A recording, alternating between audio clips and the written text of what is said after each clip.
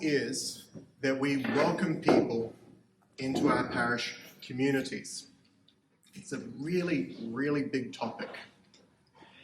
And I'm going to start talking about it from the only standpoint that I can, which is my own. I talk about this with the standpoint of having regular contact with various clergy from around Australasia who are doing their uttermost to deliberately welcome people into each of our communities. I do this with one of my degrees on a thing called missiology. And when I first tried to explain what missiology was to someone, I clearly failed abysmally because their eyes glazed over and they went, "Oh, right," and had no idea what I was talking about. And to be honest, I didn't really either. You all know mission statements? This means yes. Good. Why do we exist? Why are we doing this thing? What were we sent for? That's missiology. What is the church for? And one of the writers in this field puts it down to just 6 things for Orthodox. The reason we exist is evangelism and conversion and catechism and establishing parishes and charity and re-evangelism. Now that's for the fullness of the church. Between all of us, few hundred million, we should be looking at these things. And so what part of that is our responsibility is going to be something that I will focus on. And the third position that I speak from is the parish priest at Annunciation, which you've heard about, a parish that has had the great joy of integrating more and more people. We went from 60 to 100 just in the last year. It's been 15% year over year for the last 6 years, and I don't say that to brag. It's simply, how is it that these people have been not only thinking that Orthodox Christianity is a good idea? I feel like we're fighting with the speaker. Just take a while. Try to go like a little bit down. Sorry. Try this one. This one. Let's try this one. I'm getting a hint. There we go. So a parish that has had the joy and the necessity to welcome many, many people into a community that is going towards heaven together. Because that's what a parish is about, a community that is going towards heaven together. One of the parts of my journey today was indeed from my own parish's coffee hour. And at that coffee hour, I was telling people, yeah, I'm going down to Sydney. Yes, I'm going all the way there. Yes, I'm going today. And I'm going to be talking about coffee hour. And they were a little perplexed. And then they found out that this wasn't a normal thing. That this wasn't normal everywhere.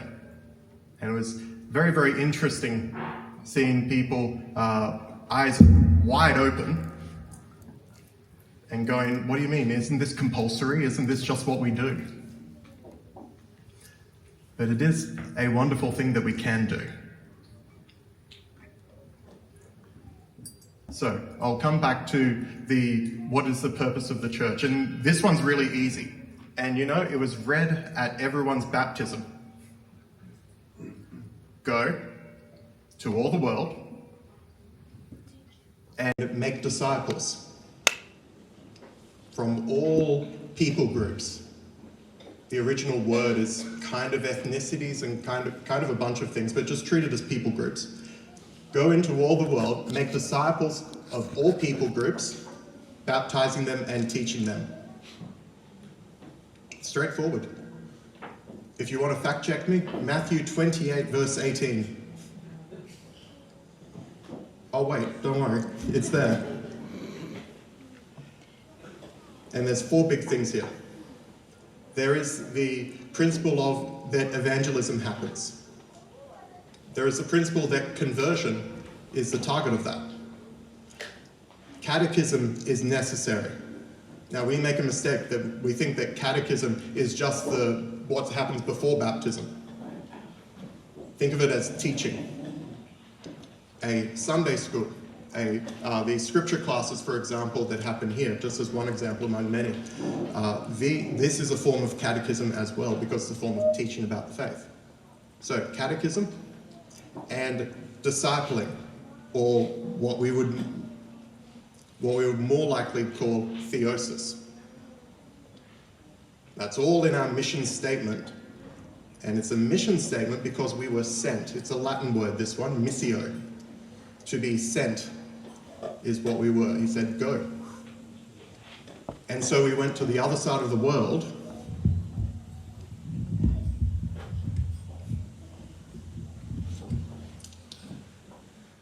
in order to fill this mission statement. So what's the mission of a parish then? It's mostly the same. Go to this location. Here we might say go to Western Sydney. There's a lot of work to be done, by the way. It's like 1 million people in Western Sydney alone. And make disciples of all people groups there. Now, it's really, really important to know that this is not just the priest's job. In fact, it's technically not his job at all. See, the priest's job is to take care of parishioners. The job of laity is to make more parishioners for him to take care of.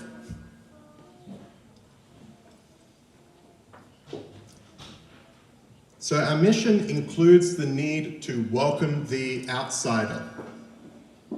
However we define that word outsider. There could be the wrong class, the wrong race, the wrong culture, the wrong whatever. But it's part of our job to welcome them in one way or another. How do we do that? We're called to be fishers of men, and this is a rather extraordinary thing, especially if you're the fish. It's a terrifying thing if you're the fish. But welcoming the outsider is seeing fish jump into the boat and then not throwing them out. This is very doable. Very doable. And especially now, we've noticed, and this is something that's true pretty much throughout the Western world, that this is an especially fruitful time. This is a time when people are walking through the doors and going, what is this place? Why haven't I heard about it before? And is this for me? And this means that we can have fish jump into the boat, and our job is just to keep them there. Now, this is something that we call parish hospitality. It's welcoming someone, which is a response to either their conversion or their potential conversion. It's just welcoming people. And that means that one of the ways we get to participate in the work of the church is by saying g'day to someone that we don't recognize.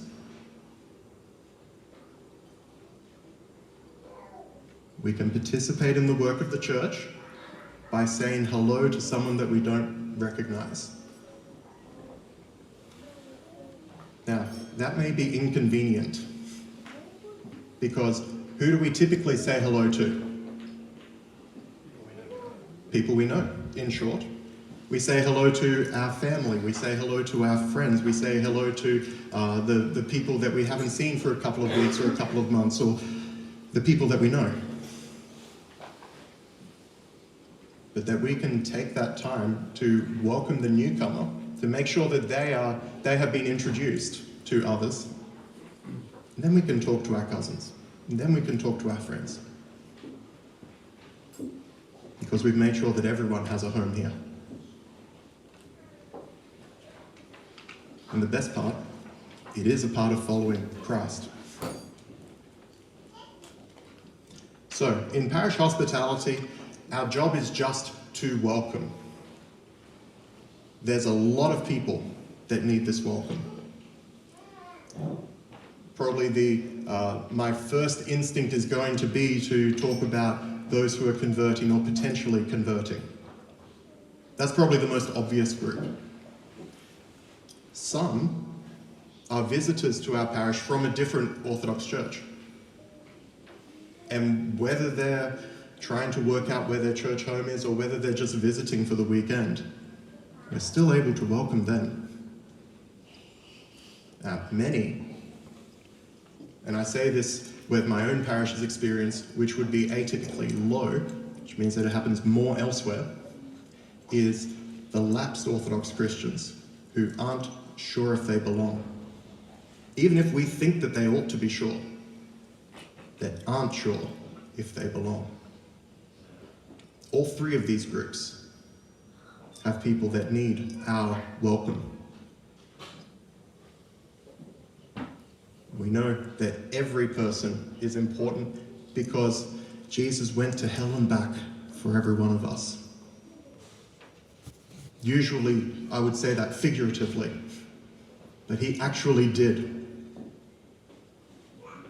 He went through everything that we talk about in Holy Week, right through the events that we just celebrated a couple of days ago with the Ascension.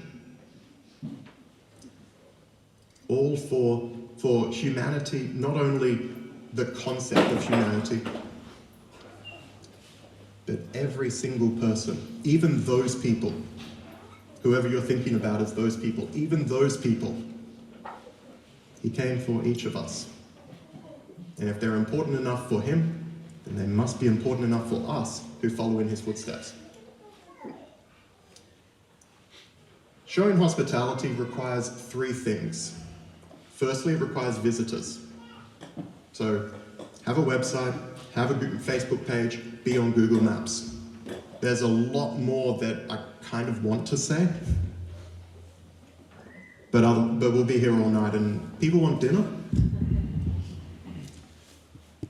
Second thing, people assigned to deliberately welcome newcomers to your church. Now, this is much less the case at say, smaller parishes, but once you get over, say, 60 people rocking up on a Sunday morning, people need to be especially delegated, because otherwise it'll be, oh yeah, someone else will take care of that.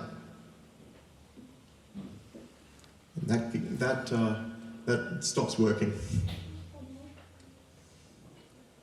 So having people that set themselves aside, or are set aside, I should say, to welcome the newcomer, welcome the stranger.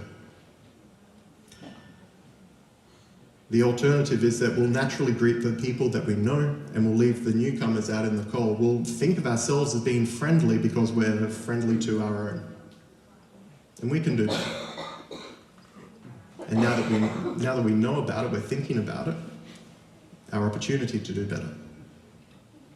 Third, the thing that we need is a place to invite newcomers to where they can encounter a community of people who are attempting to follow Christ with everything that they've got, with everything that we've got.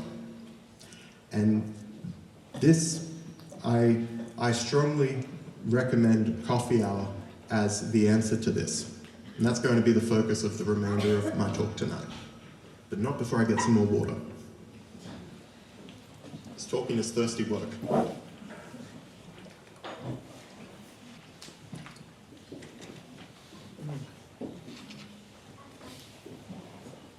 There's a few reasons why I would recommend coffee hour.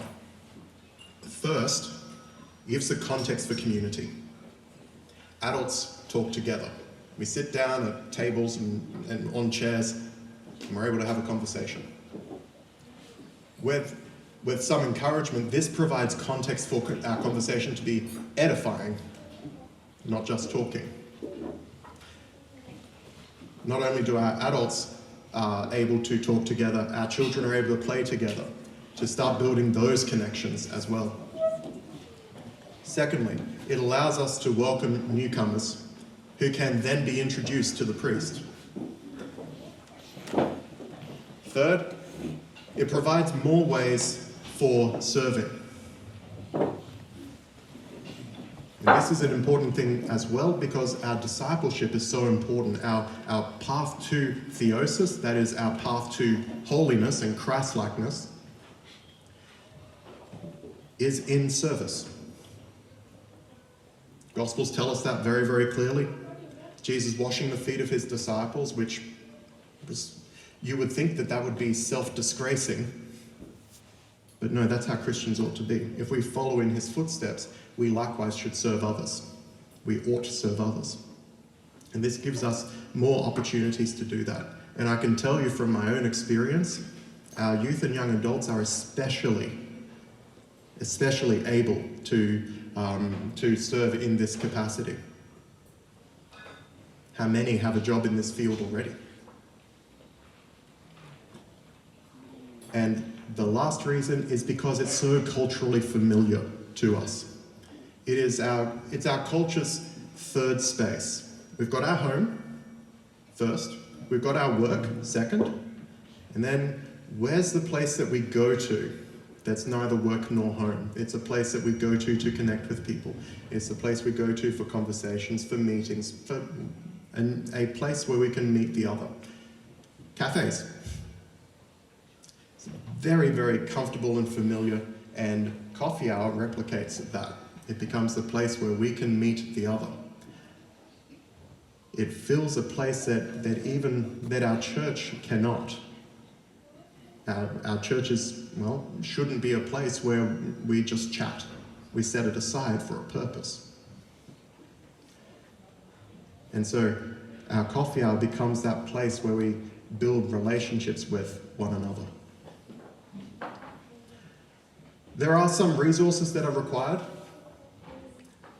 Our coffee machine to some sort of home barista sort of standard. So that can be espressos, that can be pods. There's a number of varieties here. We should be thinking of this to a standard. A kettle, because tea is also good. I have to spruik the tea for sale, don't I? There is tea for sale.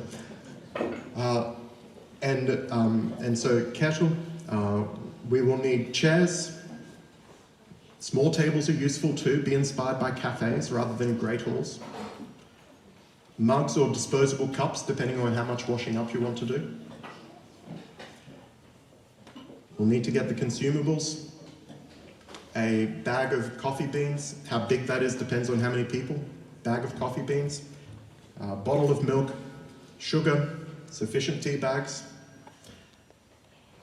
Once you've passed the initial expenses, then even for a church with 100 parishioners roughly on a Sunday morning, you're probably looking at about $50 a week.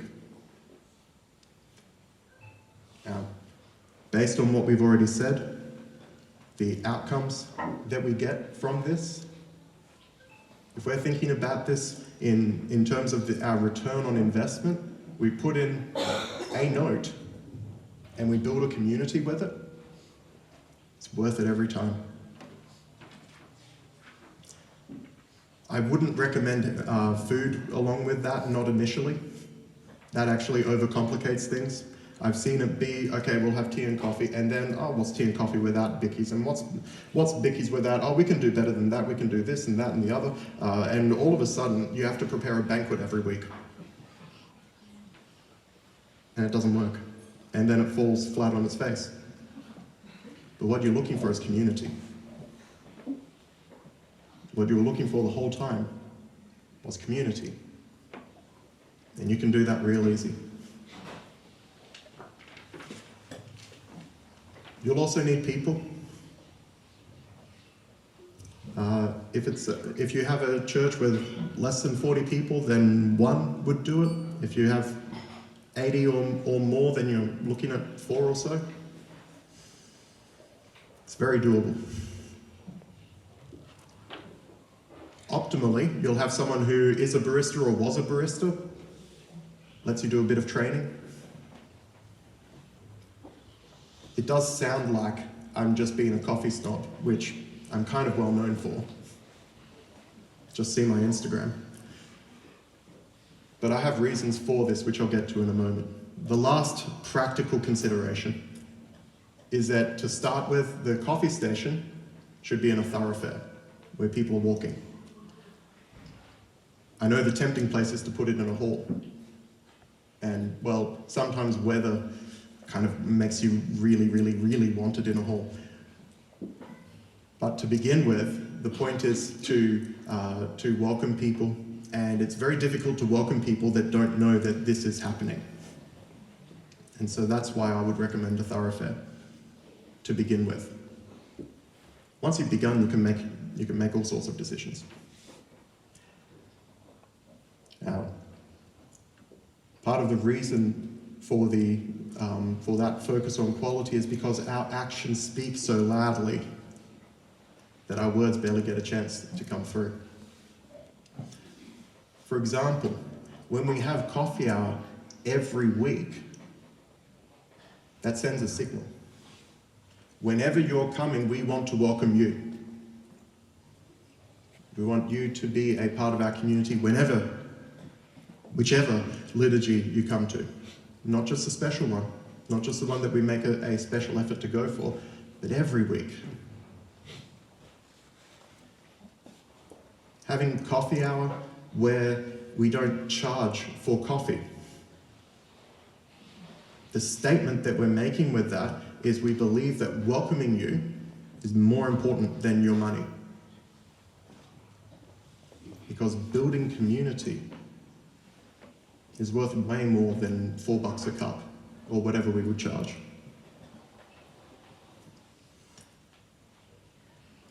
Having high quality means that welcoming you is important to us, and we want to welcome you as best we can. We believe you're important and we're going to treat you like that. Having chairs around. Simple things matter too. Having chairs around, we invite you to have meaningful conversations. Because typically, when we have meaningful conversations, we're sitting down. We're sharing the time together. The frequent invitations to join us for coffee hour, that's from the AMBO, from clergy, from parishioners. Frequent invitations communicate and recommunicate, reinforce that we want you to join us, really. What do we see in the baptism service? We don't just renounce Satan once, we do this 3 times. We're serious about this. And we unite ourselves to Christ 3 times. Wedding service, the servant of God is betrothed and crowned to the handmaiden of God, not once but 3 times. That repetition is important. And if it's important in our services, why wouldn't it be important in what we do? That we invite people, and we invite people repeatedly, reinforces that we want this person, whoever it is that is in front of us, to be welcome to join us.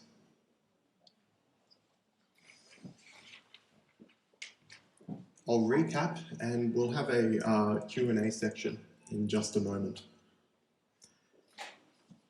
To bring it all together, coffee hour is a place of welcome. It's a place of forming community. It's a place of service. We welcome the outsider because each are precious to Christ.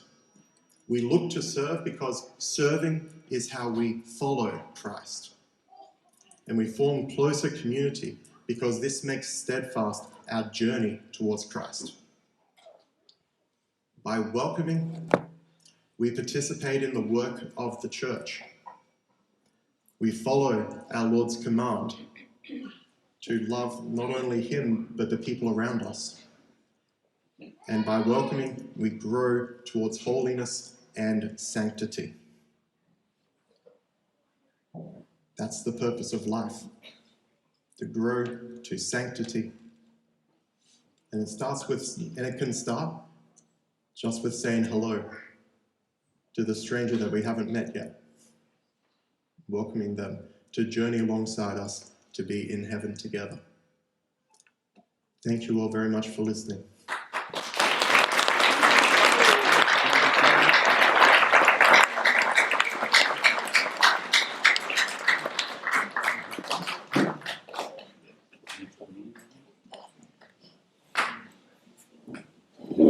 Okay. Hello, Justin. Do you remember when technology made our lives easier? It's amazing what happens when you press the power on button. Okay, I'm apparently now, if I can walk past people, am going to do my Oprah thing. Does anyone have a question?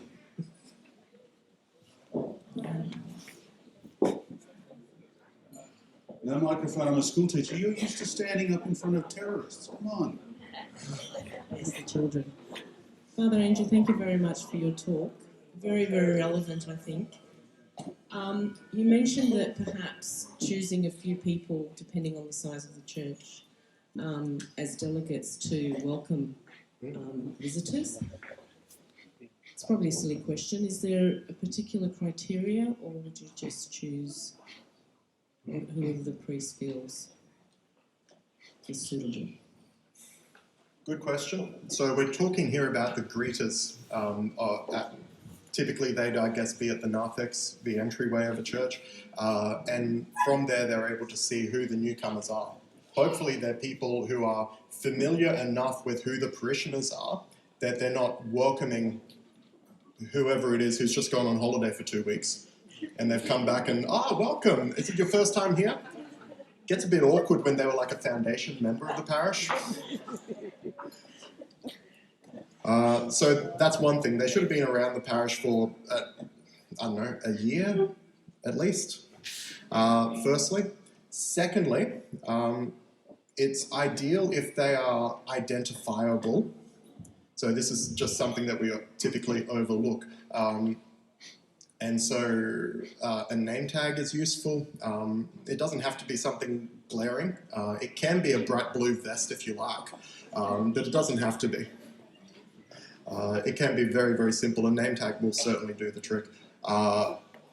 It should be, ideally, you'd want people who are roughly similar age and gender, like vaguely within, I don't know, 10 to 20 years of the same age is nice.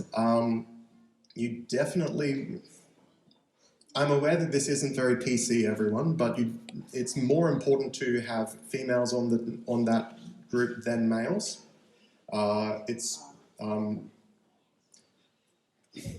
Human psychology is going to prevail over any kind of correctness. Imposed correctness. It works better. And I mean, a lot of it's just simply going to be who wants to welcome people, who would accept that role of welcoming. And lastly, ideally, you'd want someone who is able to bring that person and introduce them to others. So they find out a few interests and go, all right, I know who you should meet. You know, you're in IT, fantastic, so is Bob. There's a lot of Bobs in our parishes, right? Yeah. So that's a few of my criteria that I would throw out on 3 seconds notice. Not silly at all, very important. What do you find,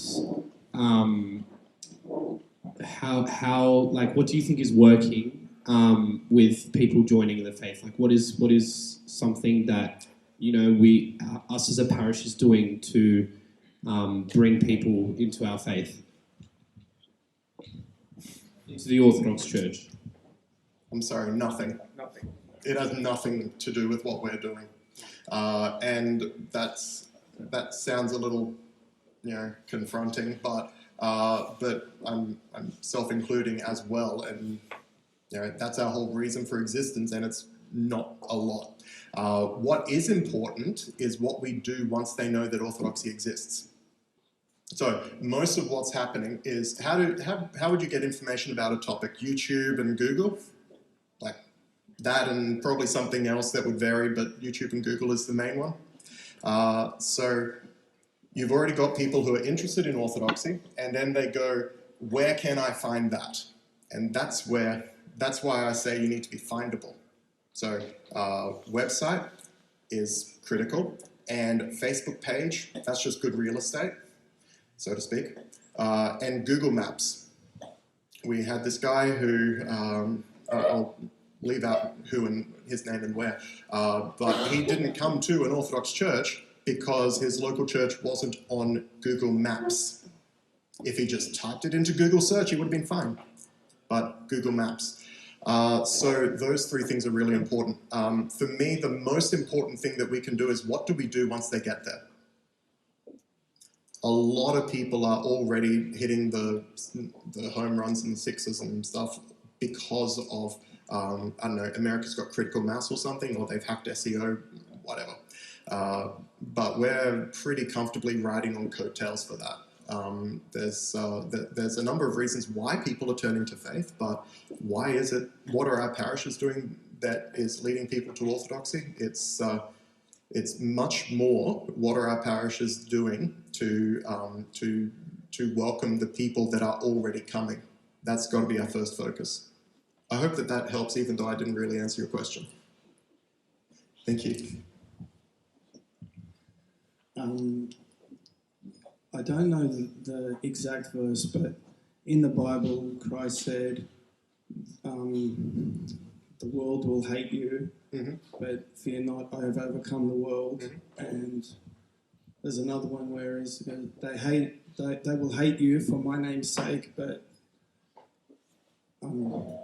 they hated me before they hate you. Yep. So you can't turn a blind eye. There is a lot of anti-Christian sentiment in the world. Yep. There's a lot of skepticism, cynicism about Christianity. How does one overcome that in terms of evangelizing, in terms of trying to get people to turn to Christianity? How do we confront that?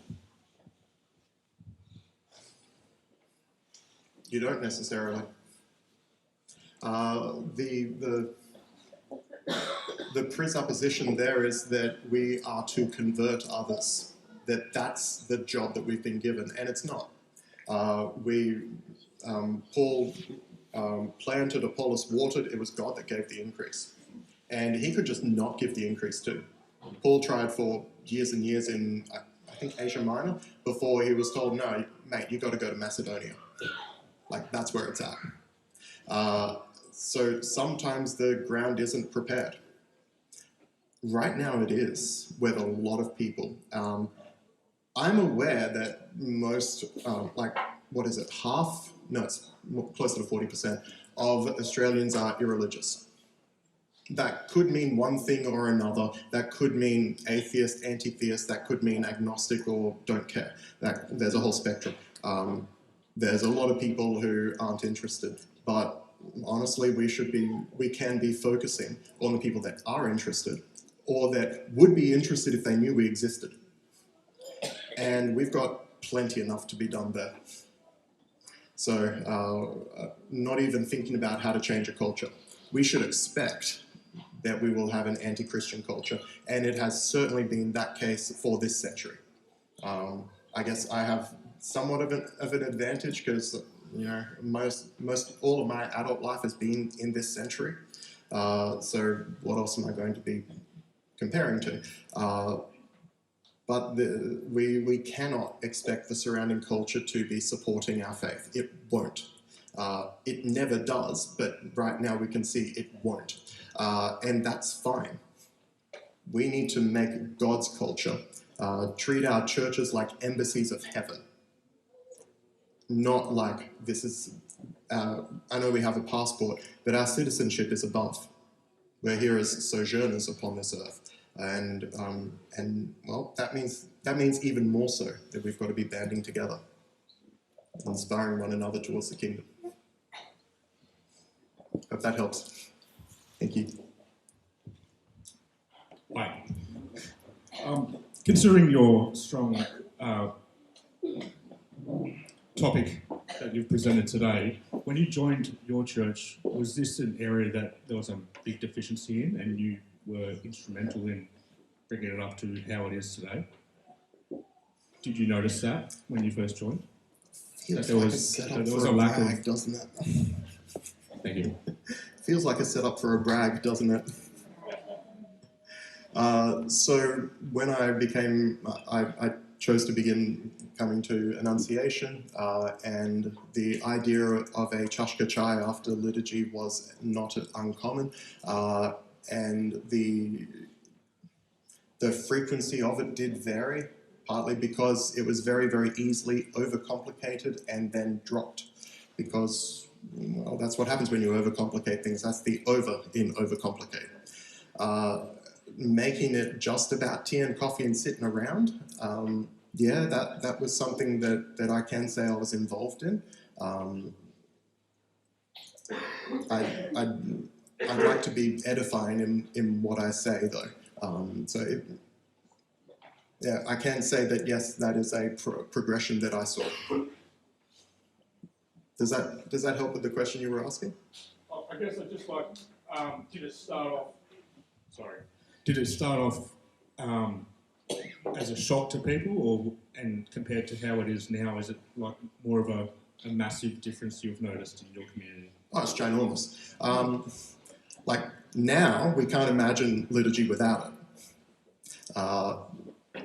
And when it started, we had a lot of people who just didn't come. They went, oh, that's a bit odd, but you do you, boo. Which, all right, cool. Like, you're not going to get everyone to coffee hour, even when it is seen as a necessary part of parish life, and that's okay. People, someone's got their brother's birthday or whatnot, and that's fine.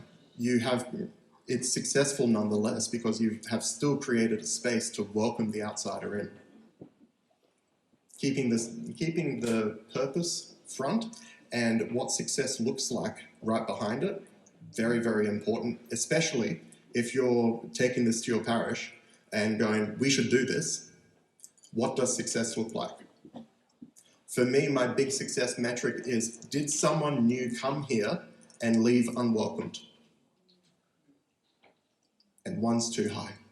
I still remember vividly, a guy came twice. And I watched it happen because I was talking to someone else. And they walked out, and I don't know. I have no idea what happened next. Because I saw him twice, once in one service, second service, didn't see him a third. So, welcome everyone. How do you see catechism? Is it just a cerebral process, or should it be a whole of life oriented before you become baptised? Whole of life. I did a thesis on this though. It's available on academia.edu under my name. And the short story is that the biggest deciding factor on whether a person stayed with Orthodoxy or not was did they have a year between when they started attending and when they were baptized. And, the details of it, whether it's 11 or 13, it doesn't matter, but roughly a year, and that means that people are typically still Orthodox years later. I encourage you to read the thesis or the subsequent journal article. Both are available online. Father Andrew, I know you said it's not our job to convert others. This question's not probably meant to do that, but what would you see as being unique to Orthodoxy that in a fairly short, summarised sense that we could offer, or that we offer to those coming from outside? And I guess in the marketing kind of lingo, what's our point of difference? Depends what your target audience is. So if your target audience, for example, are people who don't really care about faith, then you're probably targeting the wrong audience. I used to have the question of, okay, who is your target audience? And I would say everyone, to which every marketing person goes, what are you thinking? So who would you ask first? They're the people who are already interested. So who are the people who are interested? Well, let's let's pick the low-hanging fruit and then go to the next one. And that's why hospitality is so important, because they're already walking in the front door. That's easy. But what's unique to Orthodoxy that could attract? What is driving that? Okay, so truth. We proclaim that we preach the same gospel that the early church preached. Sorry, that's more of a continuity response, isn't it? So, true church, going by what we say in the creed, we're also saying we are the church that Jesus made. And other denominations are stealing the word church from us, and a trademark dispute can't be had in the courts. But that we are the church that Jesus made. We also have true theology. We have connection to heaven, as in a path towards sanctity. We have stability and unchangingness. And those are probably the big four that have seen a lot of people be entering the church one way or the other. Do you find that resonates? Yeah. Okay. Yeah, Father Andrew, thank you very much for this discussion. I was very compelled to actually say a couple of things, right? And firstly, we probably needed someone like you 20 years ago to say what you just said. The thing that I'd like to say, and it's from a personal perspective as well as something I've encountered recently, and we've been talking about bringing welcoming people to the church, and I take your point about it's better a female does it than a male. So when I used to do it in this parish many years ago, a single guy going talking to everybody, kind of alluded to the wrong sort of connotation, you get rudeness, so I stopped. So, I didn't welcome anyone after that, because certain people thought different things. And that's fine. We can see there that gossip is a real poison. Correct. Firstly. Secondly, that name tags are really useful. Doing this as a ministry of the church, and that's right. With priest authorization, this is, if you have a name tag, those things are very, very beneficial to avoid the appearance of impropriety. Just wanted to highlight, because if we're going to have an experience, we should at least learn from it. Correct. Yeah. And then obviously too, there were questions Seraphin, young man, answered, about what we're doing with what are we doing? Well, yes, we aren't doing nothing. I've known for a long time. Copying is the best form of flattery. So what are the other Orthodox people doing that we're not? A lot more. I don't think, I said this, and I think I've said this at another time. Welcoming in this, whether we're good or bad at it, we should be better at it. Right? Because I remember here in this parish a number of young families that arrived. My nephew was only really young and he was interested in motorbikes, and they just happened to turn up on motorbikes. Yes, I'd seen them once, I'd seen them twice, and I conversed with them too, and my nephew got sat on his motorbike and he was really happy and everything like that. But it was a point in time they left, because they weren't made to feel welcome. Right? Me personally too, I had a personal experience myself, and to use your analogy of a fish in a boat, I had the opportunity to live in Adelaide recently, so we automatically went to a parish down there, and unfortunately, I know it might blow a few people away, but I was a fish that was thrown out 3 or 4 times, and then I left. And that was to the church in Adelaide. So luckily for me and my spirituality, there was a Belarusian church around. So we attended there, but we're back here, right? But I think it's an important point to say that we should all welcome one another. And the other thing too, and I give this to everybody that's here, is if you walk away from this experience here and you don't really do anything, then you haven't learned anything here. I think the lecture here was quite powerful and quite meaningful, and we should actually do something about it. So as I said, we should be doing more in welcoming people. There are people that are walking through the door of churches, and we are, as I said, everyone says hello to everybody, but and we should be doing more as a community and bringing them closer together and having that love. So thank you. My pleasure. Come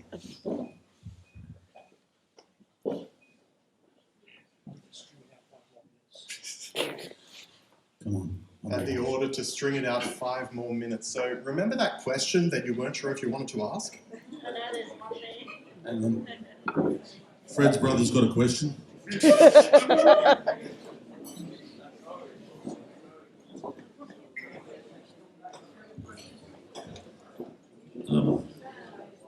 Thank you so much for a very interesting talk.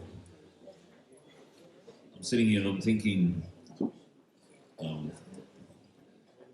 there's a lot of people here that were fortunate to be raised in the Orthodox faith, from birth, being baptised and everything else.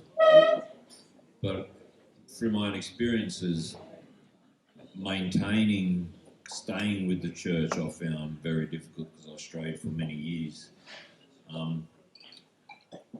And today, my wife and I have the pleasure of working with people on the mid-north coast of Father James, right?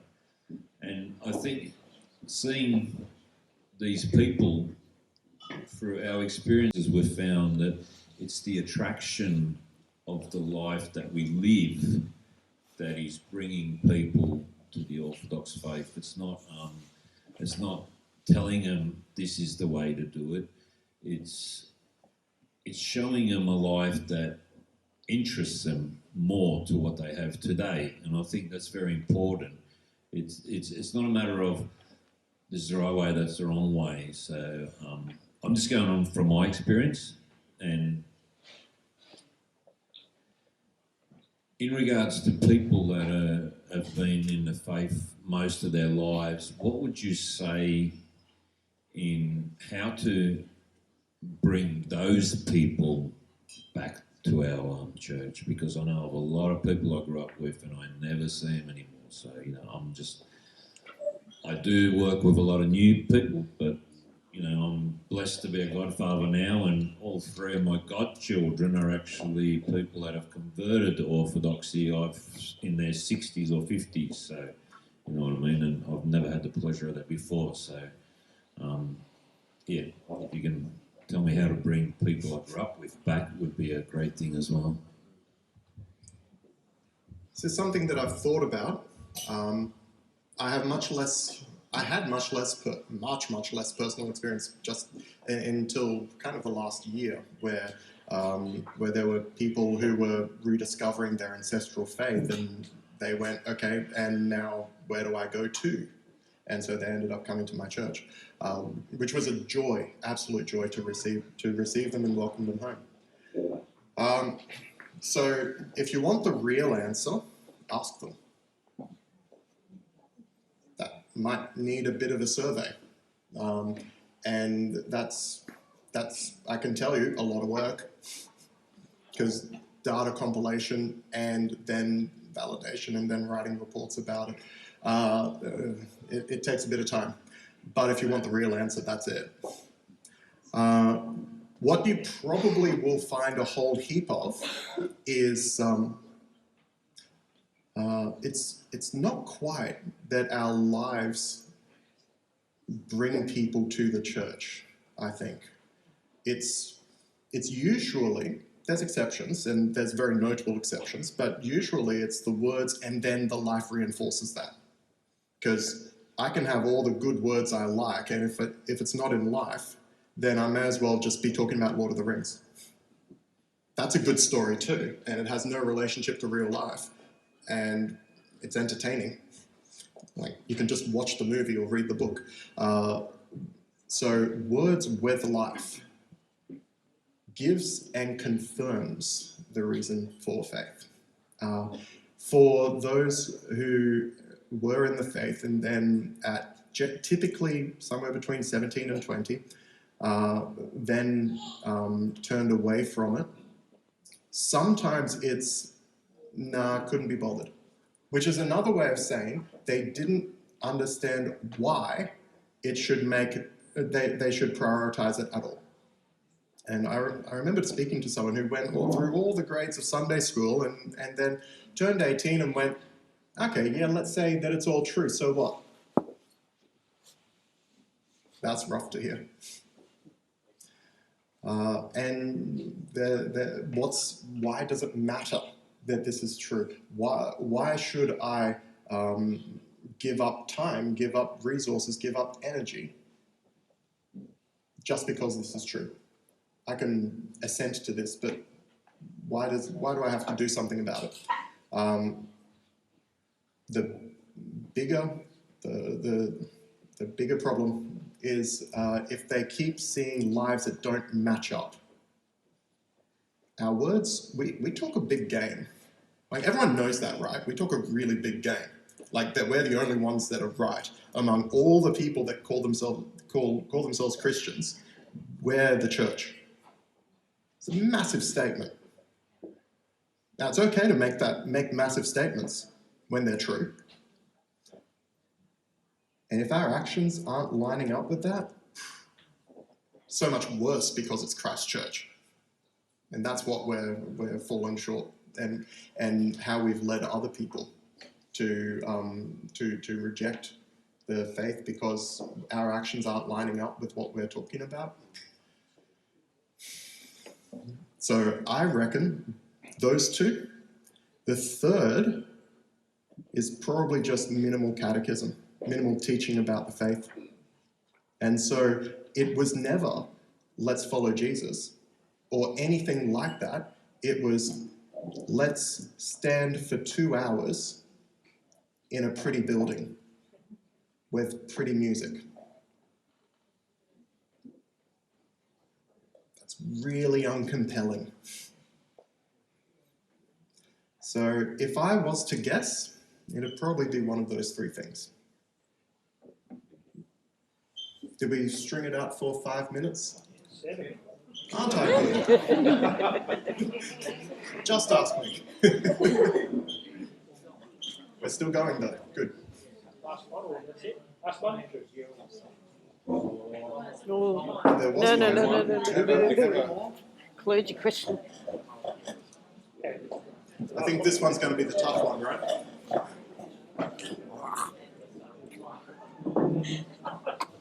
I do apologize, Father Andrew. Just want to add a couple of words to your answers. Sorry for hijacking your questions. About the people asking how we can convert people, how we can bring people to church. We're not bringing people to church. If you read in the Gospel, it says, remember Jesus Christ says to apostles, that you be happy that your name is written in heavens. So every person who comes to church, that's person name written in heavens. So it's not that something that got selected from the moment the person was born. It's not. It depends on our condition of our heart. So God selects the person who's ready to come to part of the church. And we, as Father Andrew said, we have to welcome these people, have to not throw them aboard. That's very simple. So once you see the person who's not ready, the person's name is not written yet, it's mean probably in the future it's going to be written. The person probably is not ready yet. But we, as a part of the church, need to be prepared to meet the people that God given to us. And that's, I guess, the answer for the questions that people ask more about how to deal with people that we cannot bring to church yet. We have to pray for them. We have to look at the option that it's a 2 parallel worlds. It's our life, physical life, and spiritual life. And spiritual life, it's a part that affects the people more rather than physical. So we have to pray to God about the people we love, the people we would like to see saved, and our prayer probably helps these people to come to church. Sorry, Father. No, not at all. And I can tell you that it's not probably either. Our prayers absolutely do, and we've seen that in practice.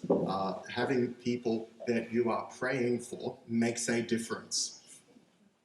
It does, and I've seen it happen repeatedly. I've seen it happen for spouses, and I've seen it happen for friends. It's a pretty incredible thing. That means consistency in prayer. That means that your prayer might not be answered for a number of years, and that's okay. That's because what does it matter? They're still a precious person in God's eyes, and we should treat them like that. And if we're thinking, this person, there's something about this person that I feel compelled that this person should be saved, well, we better start praying. The opportunities won't come before they're ready. But we are able to pray, and that is a positive action that we can do. Yeah, no, not just probably. I'm happy to say that, to give that hope that we have seen people turn around that we did not expect, and choose to be a full and complete part of the church in every way, foremost in following Christ. So, thank you very much, Father. Right. Any big question with an efficient answer? Has anyone known a priest to give an efficient answer? Yeah, me. Are you the priest or?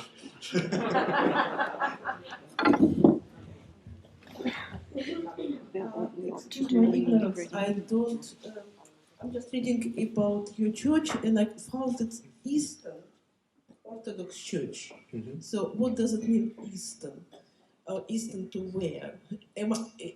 Do I have a mathematical question? Milan.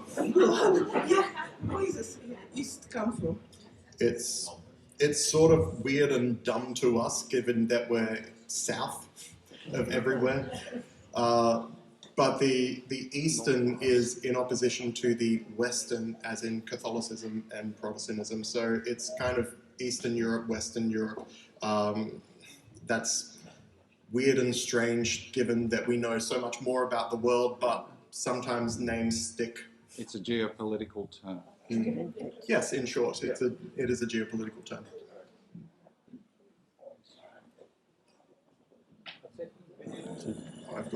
We've got to let the youth ask their questions. They're the ones who are going to be the baristas. All right, young fella, one question for the young fella. If you throw the microphone... No. No microphone. That makes it so much easier to do a mic drop, right? No mic drop. Oh. Hello.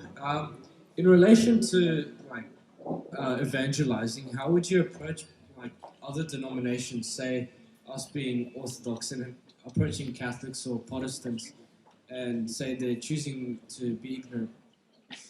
When we approach them, how do we go about that? I wouldn't go about it trying to be an apologist, because there is so much to be done in the people who are already interested. Actually, the first thing that I would be doing is making sure that your parish has its parish hospitality, because let's say you're brilliant and the Spirit has spoken through you and everything that we would want to happen happens, and then they come to church and it's a terrible place for them. That's, the last is worse than the first, you know? So, prerequisite for evangelism is hospitality. So, how's coffee hour at your church? How would you like to have coffee hour at your church? You'll have to have a chat with your priest, but that's how you can be the first part about how you can prepare the ground. The second is just invite people who are interested, who are already interested. Just today we had a couple visit our church because they were looking for truth, and a friend of theirs said, "Well, why don't you check out my church?" And they said, "Yeah, right." That's a direct quote. Yeah, right. And we got to welcome them. So hospitality, and then invite people who seem interested. Our last question goes to our Macedonian friends and allies. We really like the idea of having coffee hour as like a connection with people who are new to the church. We've recently actually started a youth group in our community, and it's a focus point I think that we're going to really look into, is to try to encourage the younger generation to come to these kind of coffee hours. But what would be something else that you could advise or give advice to as a young youth community that we can also do to try to encourage that connection and encourage more people to understand Orthodoxism? I think you've underestimated how significant and also kind of how difficult sustaining coffee hour might be. Having that will give the context for people to talk together and to have the ideas from the group. You're going to have a lot of opportunity that just comes around sitting around the table and going, you know what I reckon? We should have a movie night. How awesome would that be? Or we should do a retreat. There's monasteries around here that we can visit. Or we should do an all-night vigil. And your priest goes,